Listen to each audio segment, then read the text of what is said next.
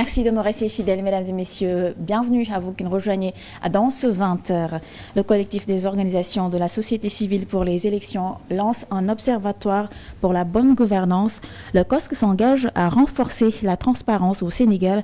Un observatoire de performance institutionnelle est en préparation avec un atelier de pré-validation rassemblant des acteurs clés et une initiative ambitieuse pour mesurer et améliorer la gouvernance. Diplômés sans emploi appellent à une réforme des politiques d'emploi. Réunis au siège du M23, de jeunes diplômés dénoncent des concours biaisés et des politiques d'emploi inefficaces. Lors d'une conférence de presse, ils ont exigé une réforme structurelle et une évaluation des dispositifs actuels. Un cri d'alerte face à un chômage qui perdure. 400 bus à gaz pour transformer le transport. Dakar mise sur une mobilité durable. Un CRD a réuni le CETUD et l'AGEROUTE pour définir l'avenir du transport en commun à Dakar. 400 bus à gaz et 103 lignes, dont 32 prioritaires, viendront renforcer les connexions avec le TER et le BRT. Une révolution verte pour désengorger la capitale et protéger l'environnement. Et enfin, retraite et tensions diplomatiques, l'actualité internationale s'agite. François Bayrou relance le débat sur la réforme des retraites, plaidant pour des négociations sans interruption du processus.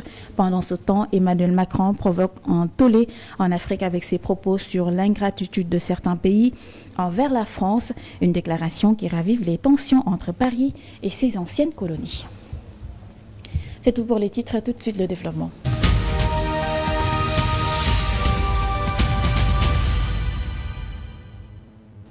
Bonsoir à toutes et à tous. Le collectif des organisations de la société civile pour les élections se mobilise pour renforcer la bonne gouvernance au Sénégal avec la création d'un observatoire dédié. Le COSC entend mesurer la performance des institutions avec le déploiement de cet outil stratégique. Un atelier de prévalidation du référentiel a été organisé, rassemblant des acteurs clés pour définir les grandes lignes de cette initiative. Mamadou Kanté. Après la troisième alternance du Sénégal, enregistrée à la suite de la présidentielle du 24 mars 2024, la bonne gouvernance démocratique, politique, économique, administrative, entre autres, reste des défis à relever. Mais l'évaluation de ces principes de bonne gouvernance est jusque-là faite par des indices élaborés à l'étranger. Vous entendez parler de l'index Mo Ibrahim, vous entendez parler de l'index de la corruption, vous entendez parler de l'enquête sur le budget ouvert, etc. C'est des outils qui nous viennent d'ailleurs. Face à cette situation, le collectif des organisations de la société civile pour les élections s'engage à mettre en place un outil de mesure qui sera propre au Sénégal. Sur le plan de la gouvernance aussi, nous devons avoir une sorte de souveraineté d'instruments de mesure de la gouvernance. C'est ça qui a motivé le COSC à aller en collaboration avec l'ambassade de la Grande-Bretagne pour élaborer un référentiel de gouvernance démocratique et, in fine, mettre en place un observatoire de la bonne gouvernance démocratique. Cet outil de mesure et de suivi des performances en matière de gouvernance permettra ainsi de renforcer la transparence, l'inclusion et la participation citoyenne. C'est pour ça qu'il est essentiel pour nous d'accompagner le Sénégal dans la mise en place de ces instruments et aussi de cet instrument-là qui va permettre d'accompagner le gouvernement dans sa mise en œuvre de sa vision. L'atelier de prévalidation du référentiel qui s'est tenu ce mardi est, selon le collectif des organisations de la société civile pour les élections, une étape essentielle pour garantir l'opérationnalisation de l'outil stratégique d'observatoire de la bonne gouvernance. En plus bref, la gestion du foncier au Sénégal entre litiges et mesures correctives. Le comité technique chargé d'évaluer la situation des lotissements à Dakar et dans certaines localités à l'intérieur du pays a remis son rapport au Premier ministre, une note publique qui insiste sur des mesures fermes comme l'annulation des attributions sur des terrains litigieux, notamment ceux situés entre l'océan et la VDN dans les PUD de Guédiawaye, Yeumbeul, Malika et Tivaouane Peulh. Par ailleurs, le projet de relocalisation du stade municipal de Ouakam sur les terrains réaménagés est à l'étude. Concernant la nouvelle ville de Thiès, toutes les attributions devront être annulées. Des consultations avec les ministères compétents sont prévues pour finaliser ce processus d'ici le 31 janvier 2025. Une réforme cruciale pour assainir le domaine foncier national. Limiter les voyages officiels pour rationaliser les dépenses publiques, c'est la demande exprimée par Ahmed Diallo, coordinateur national de Gor-Yubès, qui appelle le président Bassirou Diomaye Faye et son gouvernement à réduire les déplacements à l'étranger. Il réclame également une transparence accrue dans la gestion des missions internationales et insiste sur l'obligation de présenter des comptes rendus détaillés des activités menées lors de ces voyages. Nous l'écoutons. Notre pays fait face à un véritable défi qui est le financement endogène de l'économie. Pour ce faire, il faut chercher des économies partout, y compris dans les voyages officiels. Parce que pour chaque voyage officiel, on doit nous faire un compte rendu pour nous dire quel était l'objectif du voyage, combien le voyage a coûté aux contribuables.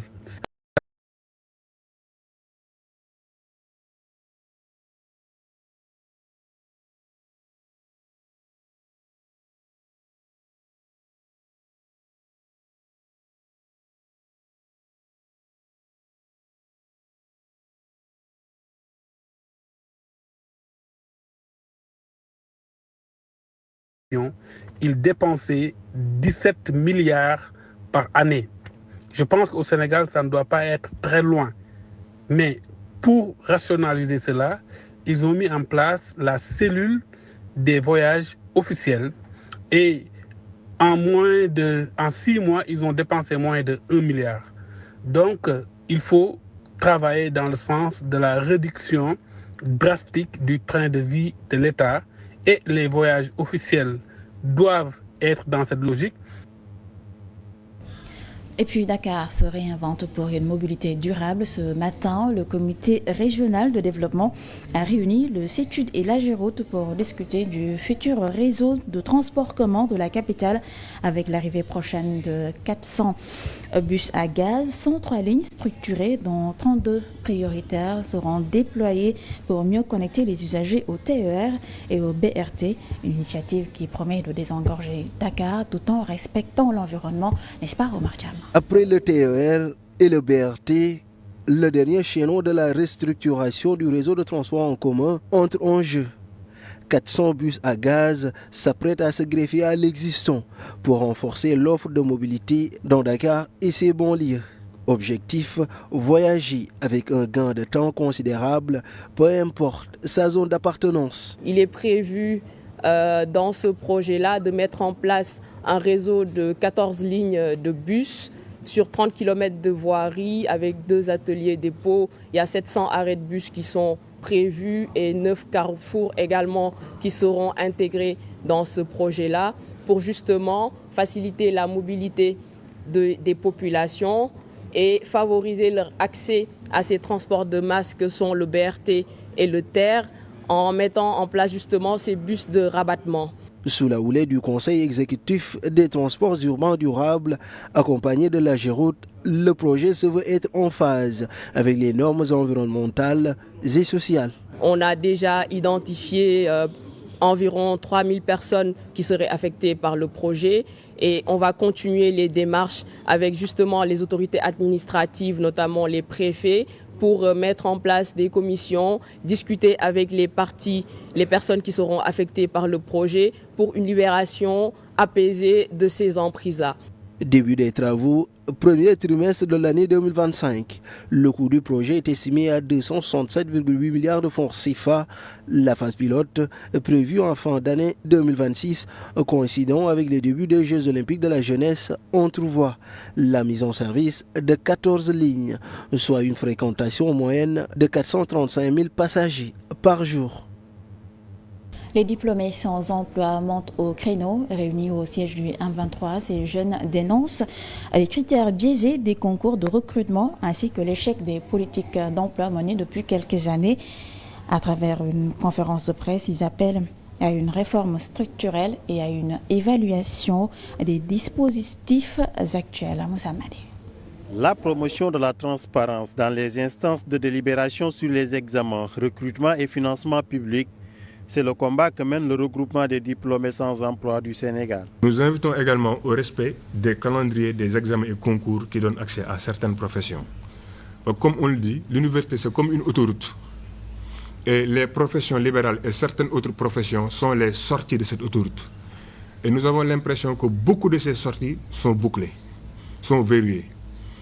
Le barreau par exemple, et beaucoup d'autres concours. La révision de certaines conditions d'éligibilité aux examens et concours, la limite d'âge, nombre de cartouches, taille entre autres, la rationalisation des structures intervenant dans la mise en œuvre des politiques d'emploi, la protection des victimes de licenciements abusifs sont autant de points qui inquiètent le dit collectif. Le concours de la police, le concours pour le commissaire de police ou le concours des officiers de police, on dit que pour les hommes, il y a une taille minimale de 1,75 m à atteindre et pour les femmes, 1,65 m. Ça aussi, c'est une des conditions discriminatoires qui doivent être balayées des conditions d'éligibilité aux examens et aux concours. Des politiques d'emploi mises en œuvre depuis des années. Il est connu et reconnu que l'emploi est le meilleur outil pour aboutir ou bien pour arriver à cet équilibre de répartition des richesses nationales. En santé, les écoles privées sont en danger, selon Ibrahim Koulibaly, président du syndicat des directeurs d'écoles de santé. Ces établissements font face à des défis majeurs, notamment l'absence de subventions et la prolifération d'écoles non conformes au système LMD, une situation alarmante qui menace la qualité de la formation dans ce secteur vital. Le problème principal, c'est qu'au niveau du sous-secteur, de la formation des agents de santé, le système LMD n'est pas appliqué de manière effective. Au Sénégal, nous avons la chance d'avoir l'ensemble des dispositions législatives et réglementaires dans le cadre du système LMD. Mais malheureusement, ces dispositions sont constamment violées. Sont violées par qui? Par des établissements d'enseignement supérieur et sont violées aussi par des départements ministériels, en l'occurrence le ministère de la Santé et de l'Action sociale. Au niveau de l'enseignement supérieur, les établissements privés n'ont pas de subvention. Au niveau du ministère de la Formation professionnelle aussi, nous n'avons pas de subvention, alors que nous sommes investis de services publics qui parlent d'éducation et qui parlent de santé. Il y a le service public, d'autant plus que dans le décret portant attribution du ministre de la Santé, il est dit au ministre d'encourager la formation des médecins, des infirmiers et des sages-femmes.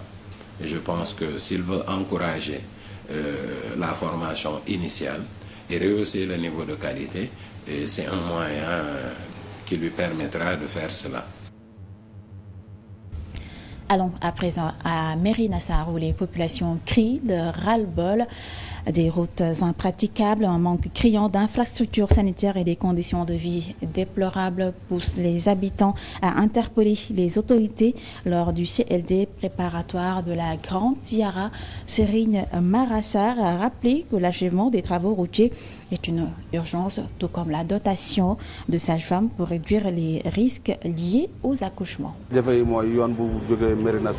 C'est la réfection de la route qui quitte Gourane vers Mérina Sarr.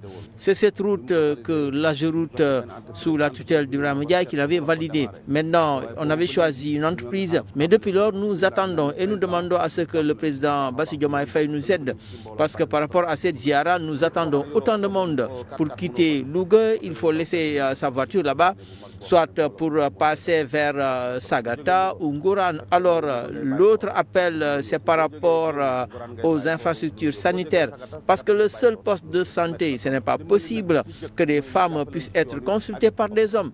C'est ce qui se passe. C'est vraiment déplorable. Mais nous voulons que l'on dépêche une sage-femme.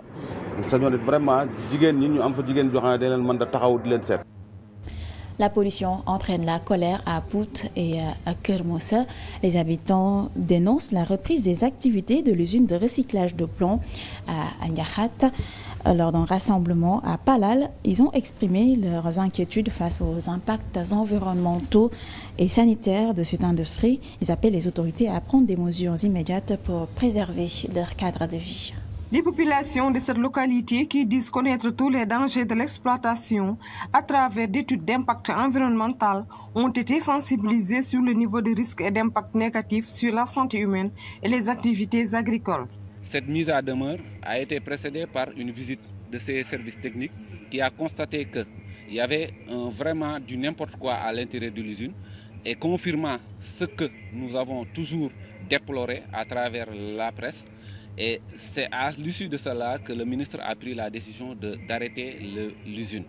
Mais à notre grande surprise, quelques mois après, on a vu que l'usine avait une dérogation de 3 mois pour, soi-disant, épuiser ses stocks. Et depuis lors, on n'a pas vu qu'il cesse ses activités. Depuis lors, il continue de faire ses activités. Une usine qui a été mise en demeure par l'ancien ministre d'alors. Et depuis lors, cette entreprise n'a pas cessé ses activités. Depuis que l'usine s'est installée dans nos localités, nous avons vu vraiment des maladies qui n'existaient pas dans la zone. On a constaté des cas d'avortement, des cas de sinusite, des cas d'asthme, etc. En plus de cela, nous, en tant qu'agriculteurs, moi qui je suis un agriculteur, nous avons constaté une baisse drastique des rendements dans la zone. Il y a même des gens qui travaillaient en face de l'usine, ils ont obligé de lécher leur champ pour aller s'installer ailleurs. Ces habitants réclament une fermeture, mais aussi une délocalisation de l'usine. C'est ce que nous réclamons depuis toujours. Non seulement la fermeture, mais la délocalisation. On ne veut plus voir cette usine-là dans notre zone de localité. C'est clair et net. Toute la population est d'accord là-dessus. Face à cette situation, il demande aux nouvelles autorités de faire respecter les décisions prises par l'ancien régime sur la mise en demeure de cette entreprise de recyclage à plomb. En sport, le CHAN 2024 est reporté, initialement prévu en février 2025. La compétition se tiendra finalement en août de la même mois, a annoncé la CAF. Malgré ce report, l'état des infrastructures au Kenya, en Tanzanie et en Ouganda a été salué. Le tirage au sort reste maintenu pour ce 15 janvier à Nairobi.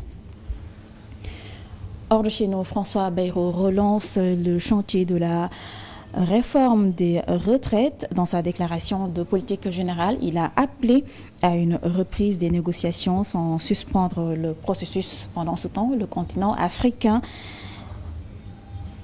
dans ce continent donc, Emmanuel Macron est au cœur d'une polémique. Ses propos sur l'ingratitude de certains pays africains à l'égard de la France ont provoqué une vive indignation. Suzanne Ben nous en dit plus.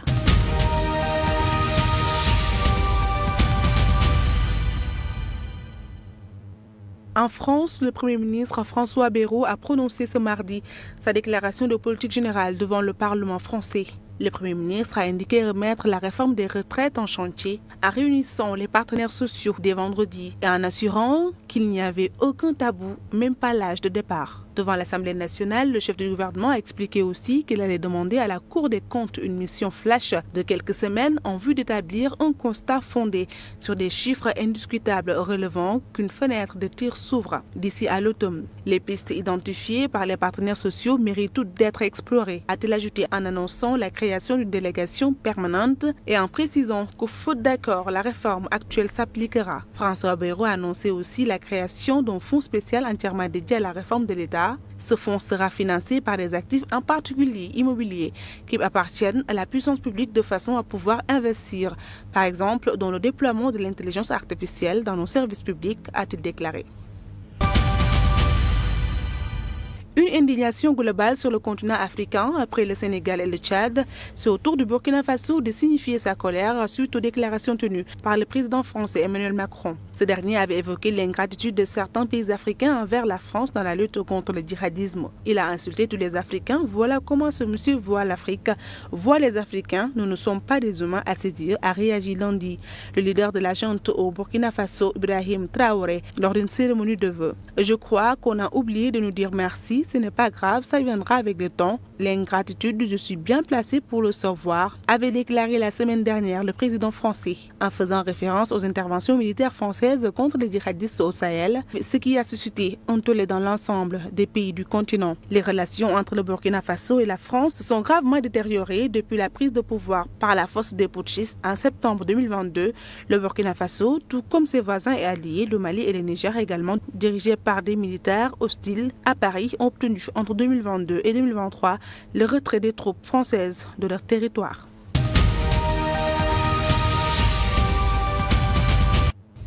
Cet élément de Suzanne Dem met un terme à cette édition que j'ai eu le plaisir de vous présenter. Merci à vous d'avoir été avec nous. Votre émission, l'invité de MNF, revient ce soir à partir de 22h.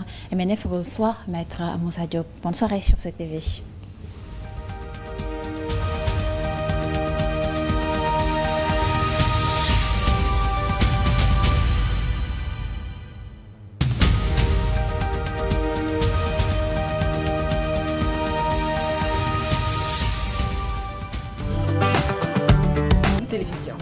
Googu Mbëggeel TV. suñuy programme tënku ci xarañ tegu mag ànd ak xalaat yu kawe.